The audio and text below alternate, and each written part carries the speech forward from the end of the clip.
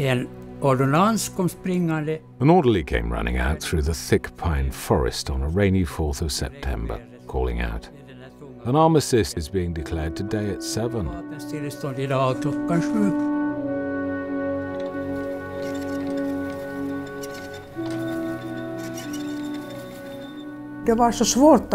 It was hard to grasp, really. You suspected that they would just reload their weapons and throw everything they've got at us again one fine day. We couldn't really believe that peace would come, even if everyone was really tired of the war and wanted it to end.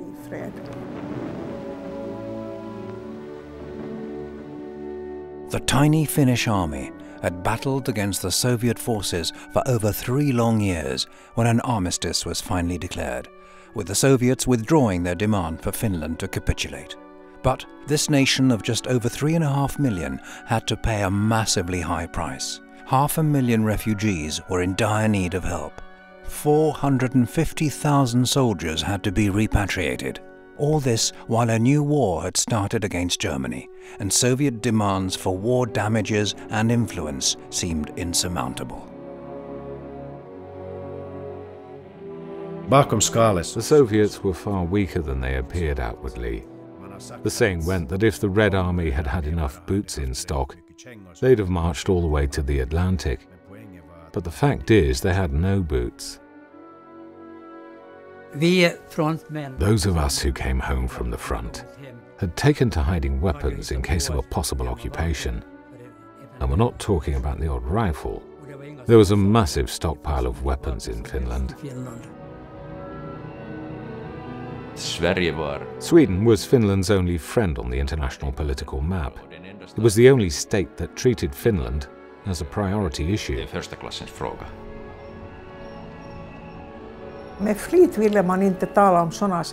People made a point of not talking about such things, the consequences of the war.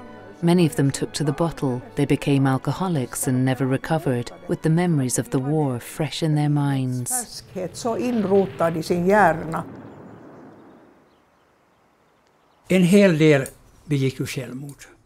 Many of them committed suicide after the war, some rather soon after it ended.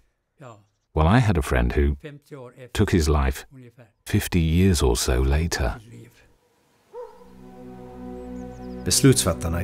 Decision makers in Finland, politicians, diplomats, the military as well, who were in service then, and for that matter during the Cold War as well, they bear the marks, the legacy of what they experienced. That's completely lacking among the new generation, who weren't around during that era.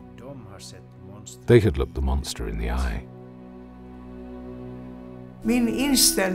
On the matter of rebuilding Finland, I was wholehearted for getting down to it and thinking positively and doing positive things.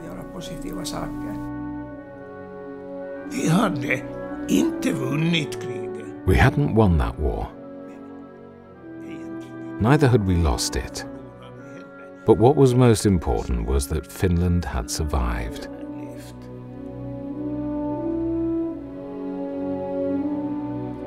Finland had, against all odds, survived the war. Now they had to survive the peace, under the shadow of Stalin.